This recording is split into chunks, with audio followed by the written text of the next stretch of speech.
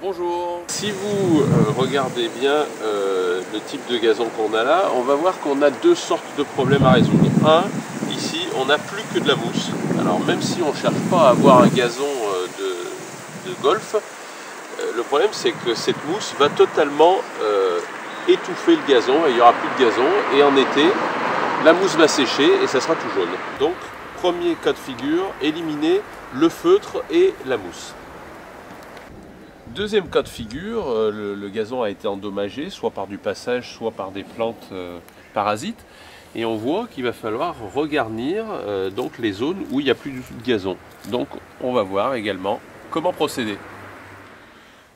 Alors la première étape, ça va être de passer cet outil qu'on appelle un scarificateur. Hein. Vous voyez qu'il y a des lames qui vont venir en fait trancher verticalement les mottes et puis aussi arracher la mousse.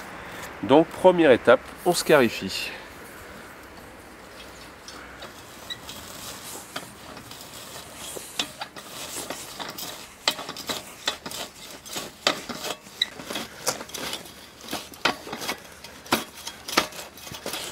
Alors si ça arrache beaucoup de choses, ça veut dire qu'il y avait beaucoup de feutre, beaucoup de mousse et qu'il n'y restait plus beaucoup de touffes d'herbe. D'ailleurs on voit la différence, c'est que aux endroits où il y a des touffes d'herbe, les touffes d'herbe qui sont saines restent bien plantées.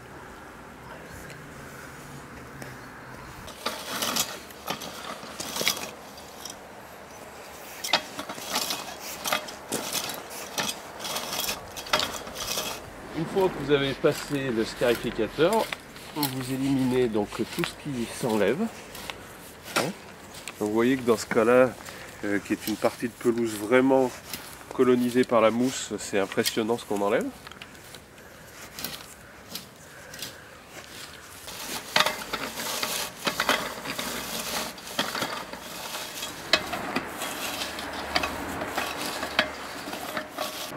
Voilà, là on commence à avoir fait une bonne scarification. Prochaine étape, replanter du gazon. Alors on continue donc notre regarnissage gazon, je précise bien, puisque c'est pas une plantation.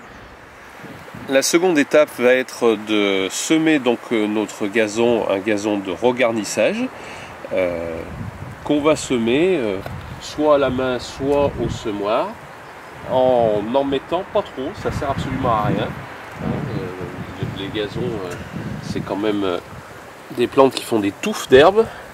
Après avoir semé donc mes graines, je vais étendre un peu de terreau.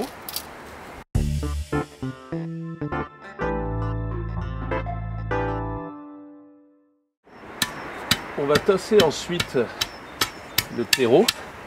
Alors si vous avez des grandes surfaces, il faut un rouleau pour tasser le gazon.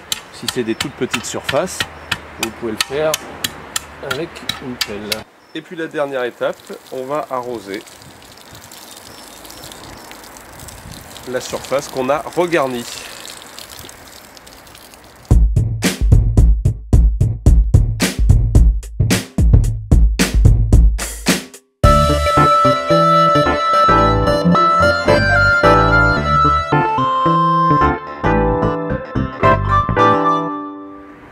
Et bien, le reste du travail va se faire tout seul, donc on se donne quelques jours, voire quelques semaines pour que notre gazon soit regarni, pour pouvoir en profiter cet été.